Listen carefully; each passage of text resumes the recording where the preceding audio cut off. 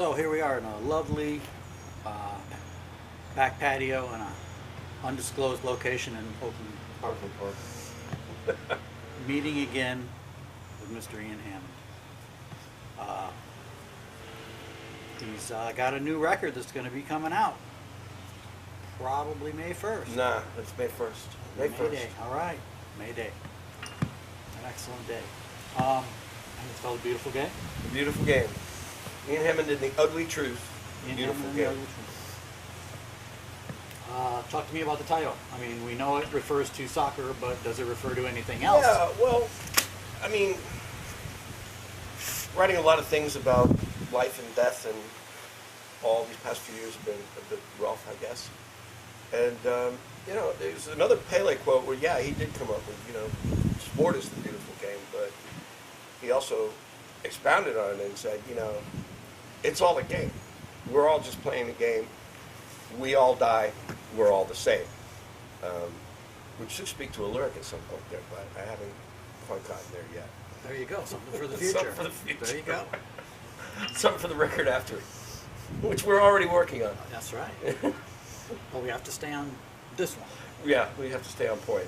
Are you pleased with the way the recording went? The recording was incredible.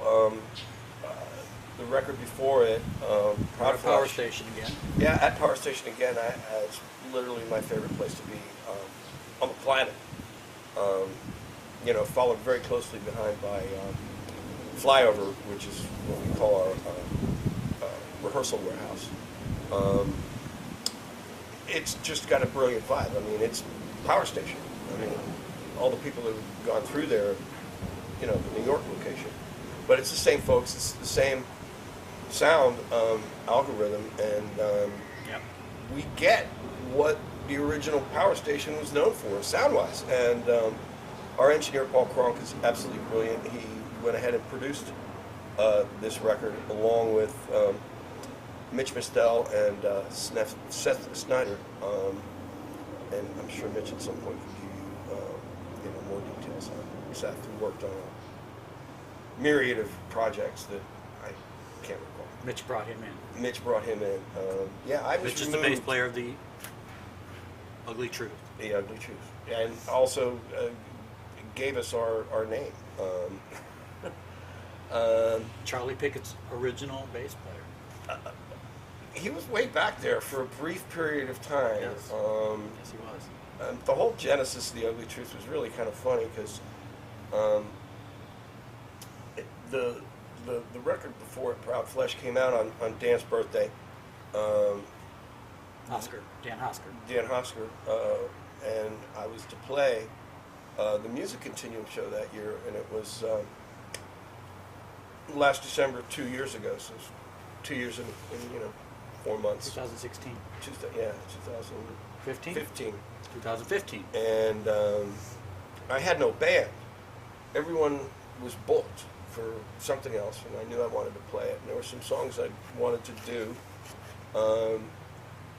and didn't think I wanted to do much stuff off of the album that I was just releasing for whatever crazy reason. And one of the tunes I wanted to do was called Might Be Too Late, and I wanted violins. Ah, cool. And so the thought in the back of my head was, whoever else I find, I want to get Robin Rossin from the Bikes to play on Might Be Too Late. And the #1 Bikes fan, Yvonne, said, well, don't just get Robin, go ahead and get Paul Vu, the drummer, as well. And then all you need to do is find a bass player. So I'll get them, and you find the bass player. Right. And literally, it totally just fell right together. I got a hold of Mitch. We had done a few rehearsals a couple of years earlier when I was playing a bit with Charlie. Right.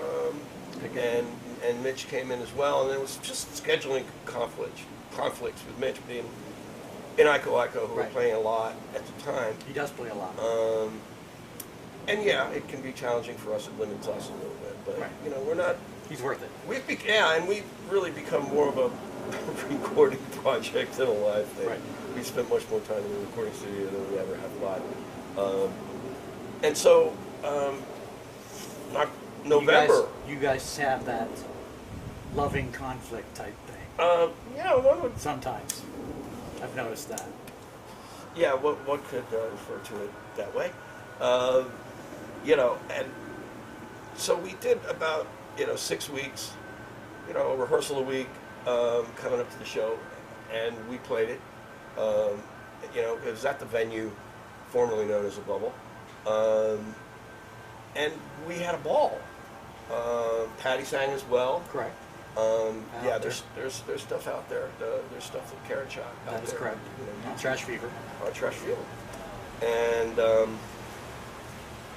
I just sort of said when we finished playing that night, I was like, this was pretty fun. Do you guys want to keep doing this? So, like literally a week later, I pretty much just drew up a set list, which was, might be too late. The song Money, which was done back in the Martyrs, which I also thought that violin would be brilliant on that. Right. And I came up with a list of a dozen songs, and we rehearsed through January, February, March, April, and 2016, and then set a date, and we went into Power Station on May the 1st. Laid it down. And we laid down a dozen tracks. 2 years ago. 2 years. Wow. So I'm sticking with the dates. Yes, May 1st. May 1st. So we go from May 1st to May 1st, 2 years. And one of the songs was dropped, and then another was later added. And then we worked there as often as we could, as often, A, as we could afford to, and B, availability, because they're a well-known studio, so sometimes we get locked out. Yeah. Understood. They're busy. That's a good thing. They're busy, and that's a good thing. That's how they keep going. Yeah, absolutely. You have a couple older songs that you reworked for this record, but you also have some new songs, which is really, to me, pointing the way forward for you. It is. It's going a direction that I hadn't anticipated it to go in. I don't know where. I didn't know where it would go when we cobbled it all together. And it changed over the course of the recording itself. Right. The sound itself changed a lot right at the very end when we went for mixing. So you're going in with an idea, but you're also open to... Yeah, absolutely. I mean, it goes the same way in the studio as it does in rehearsal. It's like I've got a set of chords and some words in my head, and you're gonna throw it around. A general kind of arrangement, and I don't really say it's got to sound like this. Right. It's let the rhythm section. That's what having They're going to they're going to define it, and particularly when I'm playing, the 5-string open G thing, I'm part of the rhythm section as well. Right. I'm more in the rhythm section than I am out front with melody, which is why we're so dependent on having a second guitar Correct. in there, which is something that'll have to be addressed in the near future. Yes. Yes, if you're a lead guitar player in the South Florida area. South Florida area, just looking for a lead guitar player. We could Eddie O'Brien. Yeah, just for house, right? Eddie O'Brien. Please, Eddie. Mitch is facilitating a vinyl release. Indeed. That will not be on May 1st, but it will be shortly after. Exactly. What other information can you give me about that? Well, what we've done is, on my half, we've split it between the two of us. On my half, I handled, through Adam Matza at Magic Ears, mastering for both downloadable and a separate version for CD. Right. It's as hot as can get. Right. Which sounds brilliant. And it Yes, does it have to be mastered yet again a third time for vinyl. just because the Do you nature wanna? of the I beast. mean, let's not go into stuff that nobody will understand. But could you explain, like you explained to me, layman's terms, the difference between digital and CD and vinyl, or would you rather not? We can edit this I don't know. out. I don't know how capable I am of Okay. being on the All right, technical well, side. we'll skip I'm it a then. Luddite in the band. All the rest of them, like even the drummer, knows more about electronics than I do. Okay. Well, the way you explained it to me was that for download, Yeah. it has to be up to a certain volume level and not over. Yeah, I believe that's it, and I think it's also mainly on the low end, on the bass end. Right. And we have a very hot low end. We've got very hot drums. That's one of the things that Power Station was known for. Right. Their drum sound. Right. It's that room, that big room. Yeah. And just the way, Paul Krong, the chief engineer there, he learned from Rob Roy, who learned directly from Tony Bon Jovi. Right. It's the way it kind of works there. It seems like assistant engineers come in, almost as apprentices. And they are taught the Power Station And way. they are taught the Power Station way. Right. And, That's cool. Paul's chief engineer now, Rob Roy, sticks his head in every once in a while. I had other engineers, assistant engineers, on the first album, which I wasn't displeased with, but Paul took this one from day one. Paul did every minute of every session. Right. With some help from a few assistants. You guys agreed that you were going to do this together from the start. Yeah, he had very few assistants. Fortuitously, one of the assistants was Tef, who's a brilliant, singer-songwriter in her own right, and she ended up on the album. She ended up with some significant She background ended up vocals. with I don't even call them background vocals. Yeah. It's vocals. Co-lead vocals, actually. It's actually. She's really good. She's incredible. Great voice. She's incredible. She wants to remain a little bit mysterious, though, so we just refer to her No photo as on Tef. No, it's just Tef. Just Tef. Just Tef. Is she going to be doing any gigs? I don't know. That would be brilliant. I'd love to. I'd love Tef, for her to be able to get on the stage, There Tef. you go. Come on, lass. Don't be quite so mysterious.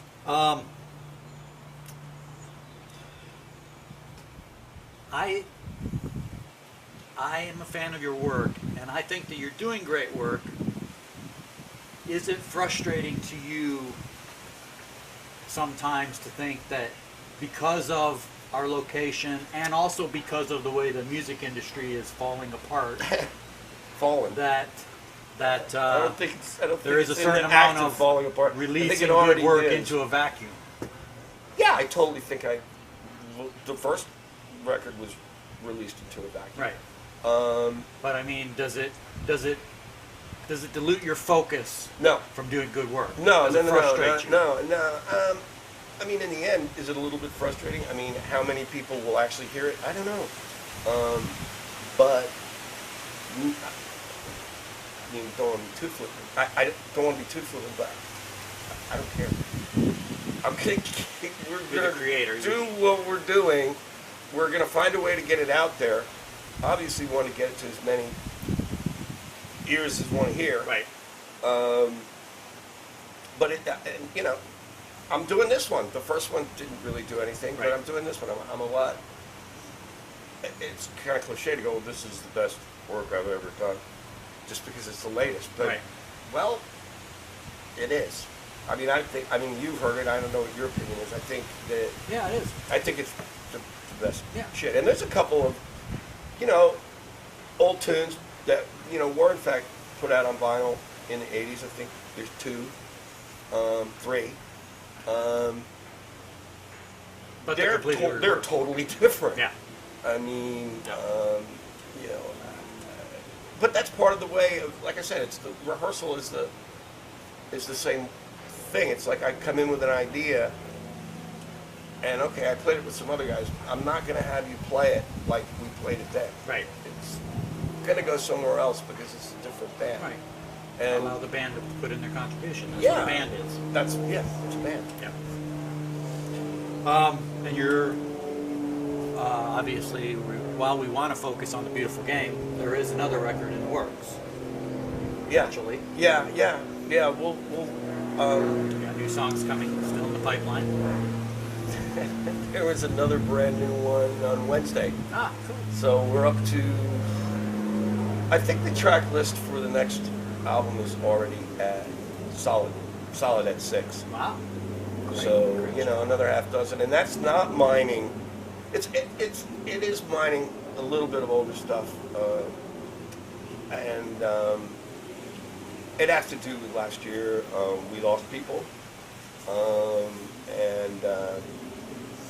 I mean, on this record, on the You didn't Beautiful lose Game, You didn't lose anybody that was actually Not- in the not band. any active- You lost people who were formerly in former the band members, yeah. band. Kevin McIver and Larry Joe Miller. Yeah, Kevin and Larry, and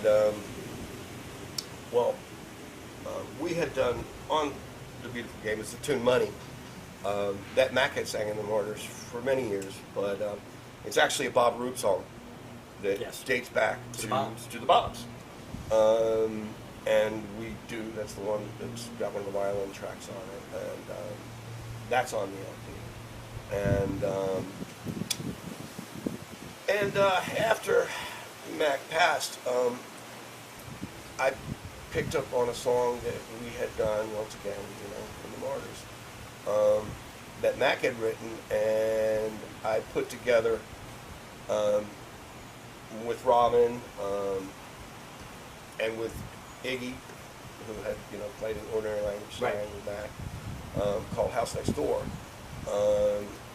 It didn't really have a full set of lyrics, at least none that I was aware of, and I wrote basically a new set of lyrics. I kind of updated to Right. the time that we're in, because Mac was looking back, I think, when he was writing it, and I was looking more towards current in the references and what the song talks about. And I was going through some craziness with neighbors, and it's a song about crazy neighbors. Right. And it ended up, you know, being an ode to dealing with, you know, people you see on the street and the homeless and PTSD, Yeah. you know, perhaps from veterans. It's kind of where my version of the song ended up. Yeah. And when the call went out for last year's, the 2017 Music Continuum show, they called for a compilation. We're going to do a compilation of Right. tunes, South Florida bands. The only caveat being that it was original there and unreleased. Right. And I didn't know if when we'd have the Beautiful Game out. Right. So I said, well, let's go back into Power Station Right. and do, I guess that would have been a 13th Correct. song. You know, one having been dropped, one that we never pursued, Right. which was a cover that we never pursued, which will remain nameless. So within a month, or maybe 6 weeks' time, we cut a new track. We Right. cut House Next Door. And we have a video. And then, of course, Karen and y'all shot video, which, so we had it, we had the track mixed and matched, mixed, Mastered. and mastered, and out for inclusion on the compilation CD, the Continuing compilation. So it's on there. And then we were able to get in a real quick sort of way and produce that video and have that released in time for the actual show. Continue. Man. So we've been on the ball this past year, sort of, in a way. For the next album, yes, there will be another Mac song, which we've been rehearsing, and it sounds great. A lot of folks knew it. Most folks say it's called "Got a Life." Right. Most folks just say, "Well, that's the best tune Mac ever wrote." And I would agree. It's a brilliant bit of writing. Yeah. It's a good, simple song, but the lyric is absolutely Tells a great story. brilliant. Yeah. Yeah, absolutely brilliant. And basically, I just derailed my train of thought there. Kind of life. Yeah, we're good to go. It'll be included on the next record, so I'm very pleased with that. And then, of course, right before the Continuum show, we lost Larry Joe. And Larry had done a tune with the Martyrs that I don't think he ever played out with any other band, and I'm sure it was never recorded, which I always thought was, once again, a brilliant song called Just Have to Sing It. And we've been working that, and it sounds like great fun. Hard to play, too. It's a challenge to sing it and play. Right. I don't Because you got the vocal going at a slightly different rhythm than the music. Yeah. Yeah. It's got to be tough to sing and play at the same time. Yeah, I gotta kind of lay back a little bit on that one, Right. And let the secondary guitar player go to town. Yeah. And we've had some preliminary little rehearsals.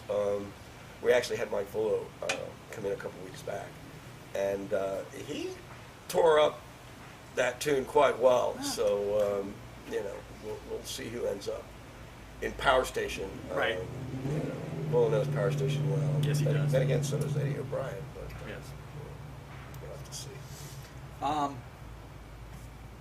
Larry Joe was a great bass player and an onstage foil Oh, for you and MacIver indeed.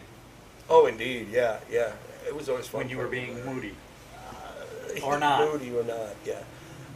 He would come up and say things like, "Well, it's good old Larry Joe with the DT Martyrs. Yeah. Oh, yeah. Ian wrote all these songs by himself." That's not a very good Larry Joe Miller imitation. That but wasn't too far off. it'll do. No, Larry was a pleasure to play with. It's odd because I never expected Larry I expected Larry would kind of outlive me. I mean, he's probably was about 20 years older than I, but I fully expected that he would outlive me. Yeah. So that was a shock, and I hadn't seen Larry in quite some time. I hadn't talked to him all that much, but he was with us for a number of years. He was in the Martyrs before Mac was in the Martyrs. Yeah. And me and Tony and Larry did trio for Correct. We have evidence. a couple of years. Yeah. So that was a shock. And MacIver, do you think in some ways he was your best partner? Nothing against anybody else that you played with. He was the longest running partner and probably the closest of band members, friends as opposed to band members. He lived with me for a time. We hung out. We more so than I have with any other band member. Right. Probably period. Mac was a best friend for a long time. His passing was maybe not unexpected, but it was also because he seemed like he was in good shape. He seemed like everything was okay, and the next thing I know, Nobody had heard anything. Yeah. What? Last year was a rough year.